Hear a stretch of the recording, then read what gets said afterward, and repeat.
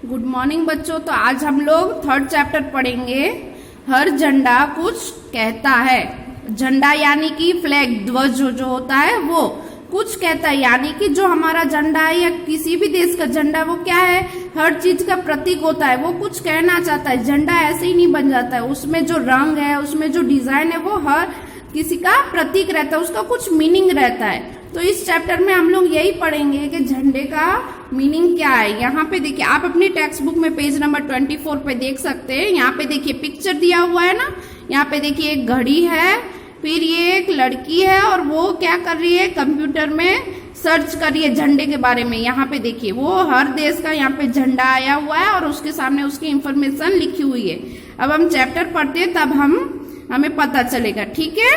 तो देखिए page number 24 पे देखिए, स्वतंत्रता दिवस 15 अगस्त के अवसर पर विद्यालय में राष्ट्रीय ध्वज तिरंगा फहराया गया। यानी स्वतंत्रता दिवस यानी कि इंडिपेंडेंस डे, यानी कि हमारा आजादी दिवस 15 अगस्त, यानी कि हमारा भारत देश कब आजाद हुआ था, 15 अगस्त को। उस दिन हम लोग इंडिपेंडेंस डे मनाते हैं ना। अवसर यानी कि समय पे, विद्यालय यानी कि स्कूल, राष्ट्रीय ध्वज यानी कि हमारे देश का तिरंगा फहराया गया, यानी कि इंडिपेंडेंस के दिन हम लोग स्कूल में फ्लैग होस्टिंग करते हैं ना, वो बताए। केशिवा, केशिवा यानी कि ये लड़की का नाम है केशिवा। केशिवा की आंखों में अपने देश के झंडे के प्रति समान झलक रहा था, यानी कि ये जो लड़की है उसकी आंखों में अपने देश, यानी कि वो जिस देश की, यानी कि भारत की होगी तो उसको अपने देश के झंडे के प्रति सम्मान, यानी कि रिस्पेक्ट, आदर जो होता है ना वो, यानी कि उसके अपने देश के झंडे के प्रति उसे बहुत ही रिस्पेक्ट था।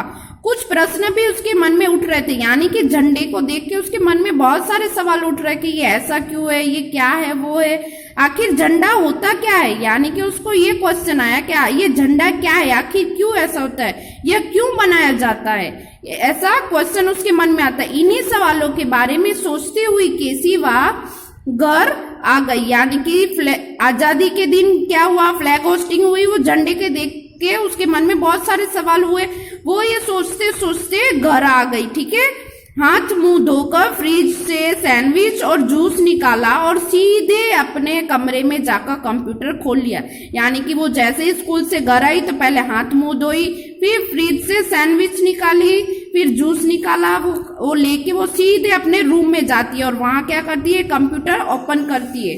पेज नंबर 25 पर देखो, अब सर्च इंजन पर फ्लैग लिखते ही जानकारी का खजाना उसकी आंखों के सामने था, वह पढ़ने लगी। यानी कि उसने सर्च किया, गूगल में जाके सर्च किया कि फ्लैग के बारे में, झंडे के बारे में, तो वहां पे बहुत सारी जानकारी, यानी कि हम लोग कभी भी कोई भी एक इंफॉर्मेशन के लिए सर्च करते तो उसके रिलेटेड जितनी भी इंफॉर्मेशन होती है वो एक साथ आ जाती है ना। तो वो क्या बोल रही है कि उसने जैसे ही फ्लैग सर्च किया तो वहां पे जानकारी का खजाना, यानी बहुत सारी इंफॉर्मेशन आ गई और वो सारी इंफॉर्मेशन जो है वो पढ़ने लगी। झंडों की दुनिया अनोखी है, ये केवल कपड़े का एक टुकड़ा भर नहीं है, बल्कि विभिन्न देशों, संस्थाओं, सेनाओं आदि के प्रतीक है। यानी कि ये झंडों की दुनिया, यानी कि ये एक झंडे की बात नहीं है, झंडों यानी कि बहुवचन है। जितने भी देश है पूरी दुनिया में, सारे देश के जो झंडे वो सबकी दुनिया अलग अलग है, उसमें कोई ना कोई राज है। ये केवल कपड़े का एक टुकड़ा भर नहीं, यानी कि वो सिर्फ एक कपड़े का टुकड़ा और डिजाइन नहीं है, उसमें बहुत सारा है, विभिन्न देशों, संस्थाओं, सेनाओं आदि के प्रतीक है। यानी कि वो उसके देश का कोई प्रतीक है, संस्था का है, सेनाओं का प्रतीक है, ठीक है। पुराने समय में झंडे वृक्षों की छाल या जीव जंतुओं की खाल आदि से बनाए जाते थे ताकि इन्हें आसानी से ले जाया सके। यानी कि पहले के जमाने में, पहले तो कपड़े की शोध नहीं हुई थी ना, तो पहले के जमाने में कपड़े के झंडे नहीं हुआ करते थे। तो पहले क्या थे, वृक्षों की छाल, यानी कि जो पेड़ की ऊपर की परत होती है ना उसकी, या फिर जीव जंतुओं की खाल, यानी कि जो जानवर है उसकी चमड़ी निकाल के उस पे झंडे बनाए जाते थे ताकि आसानी से कहीं भी ले आया सके। कपड़े के आविष्कार के बाद झंडे कपड़े पर ही बनाए जाने लगे, यानी कि जब कपड़े की शोध हुई तब आविष्कार, यानी कि शोध हुई, उसके बाद कपड़े के झंडे बनाए जाने लगे। हर झंडे का एक विशेष और निश्चित अर्थ होता है, यानी कि हर झंडा होता है उसका कोई ना कोई फिक्स एक मीनिंग होता है, ठीक है। कारों की दौड़ में काले और सफेद चेक वाले झंडों का अर्थ है कि कार दौड़ अब समाप्त हो गई है। यानी कि जो रेस होती है ना कार की, उसमें ये फ्लैग दिखाया जाता है लास्ट में ब्लैक एंड व्हाइट चेक वाला। तो वो उसका मीनिंग क्या है कि यानी कि इसका मीनिंग ये झंडा दिखाने का मीनिंग क्या हुआ, ये झंडे दिखाने का मीनिंग ये हुआ कि जो रेस थी, कार की रेस है, वो समाप्त यानी कि अब पूरी हो गई है, वो दिखाता है उसका मीनिंग। ओलंपिक खेलों के झंडों पर बने छल्ले 5 महाद्वीपों के प्रतीक है। यानी कि ओलंपिक जब खेली जाती है तो उसमें ये दिखाया जाता है ना, उसमें 5 रिंग होती है, वो भी अलग अलग कलर की। तो वो क्या दिखाता है, ओलंपिक खेलों में झंडों पर बने छल्ले, इसको छल्ले बोलते, ठीक है। हिंदी में जो रिंग है ना उसको छल्ले बोलते। 5 महाद्वीपों के प्रतीक है, यानी कि ये जो 5 रिंग है वो क्या है, 5 महाद्वीप जो है ना उसका प्रतीक है। छल्लों की यह श्रृंखला इन महाद्वीपों की एकता की प्रतीक है।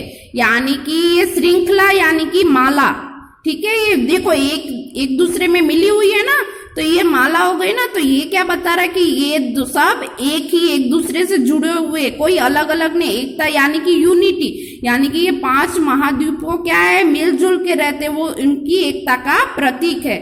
विश्व प्रसिद्ध संस्था जैसे कि यूएनओ, रेड क्रॉस, स्काउट्स आदि के भी अपने झंडे हैं जो इनके उद्देश्यों की जानकारी देते हैं। यानी कि ये देखो, ये जो है वो क्या दिखाता है, सिर्फ ये रहता है तो हम लोग क्या समझते हैं कि हॉस्पिटल का प्रतीक है, ठीक है।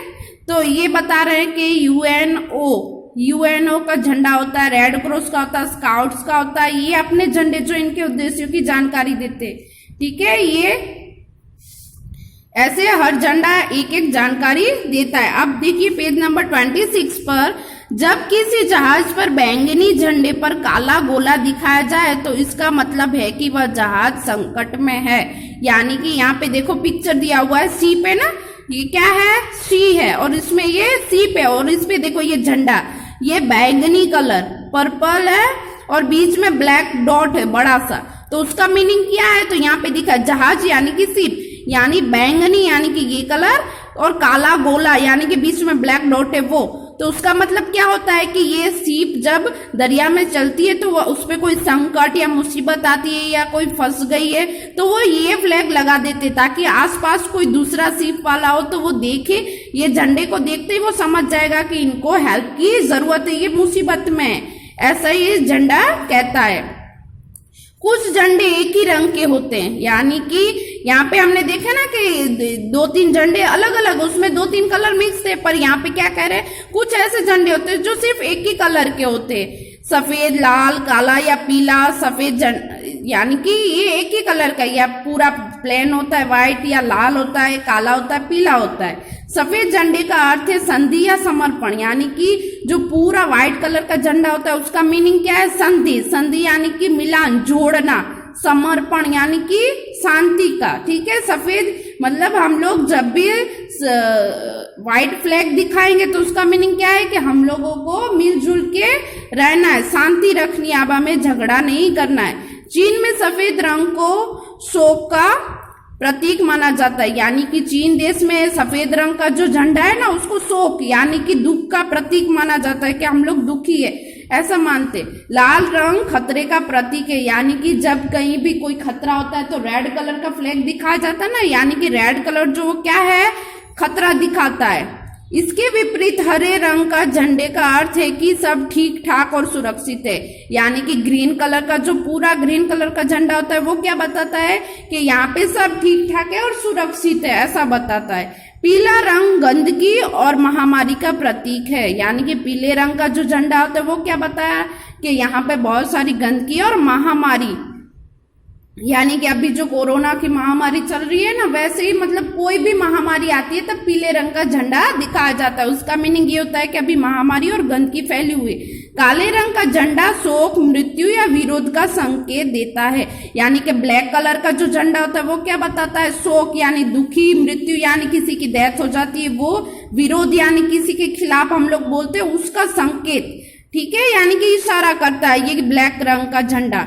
जब किसी राष्ट्र के जाने माने नेता या विशेष व्यक्ति का निधन हो जाता है तो राष्ट्र अपना राष्ट्रीय ध्वज झुकाकर उन्हें श्रद्धांजलि अर्पित करता है, यानी कि ये क्या कह रहे हैं, जब किसी राष्ट्र, राष्ट्र यानी कि देश, यानी कि कोई भी देश का जाने माने नेता, यानी कि बहुत बड़े जो नेता होते हैं ना, वो उसकी या कोई भी विशेष यानी खास व्यक्ति का निधन यानी कि डेथ हो जाती है, मृत्यु हो जाती है, तो वो लोग क्या करते हैं, अपने राष्ट्र का यानी कि जिस देश में डेथ हुई है उसी देश का राष्ट्रीय ध्वज, यानी कि जैसे कि इंडिया का राष्ट्रीय ध्वज कौन सा है, तिरंगा, तो उसको हम लोग क्या करते हैं, पहले तो फहराते हैं ना 15 अगस्त और 26 जनवरी को।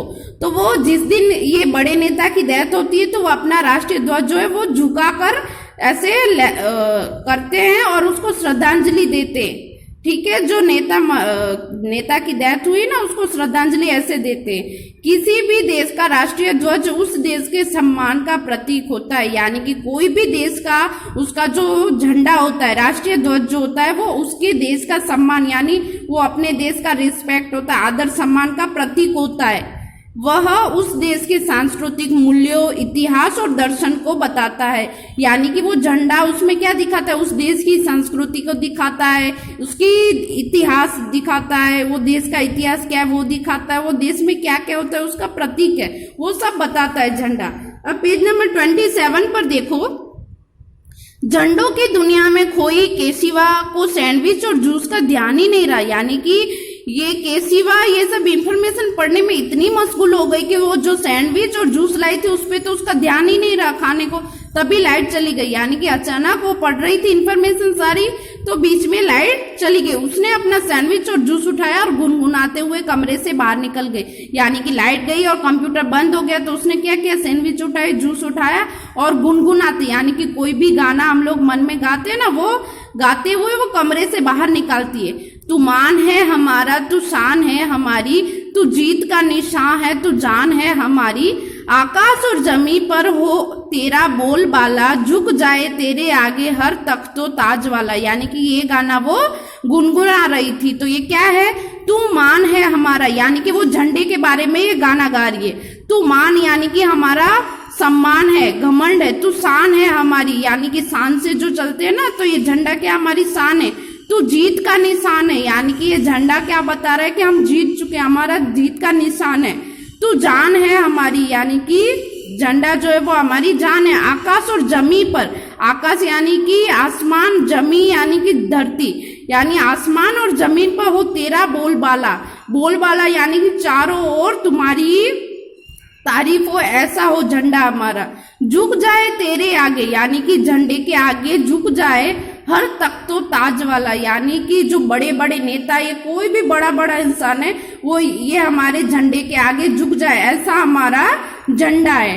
ठीक है, तो इस चैप्टर में हमने क्या पढ़ा कि सारे देश के जो झंडे हैं कैसे होते हैं, उसकी क्या बताते हैं, उसका मीनिंग क्या है, उसमें क्या प्रतीक दिखाया गया, ये सारे झंडे की इंफॉर्मेशन हमें इस चैप्टर में देखने को मिली। ठीक है, थैंक यू।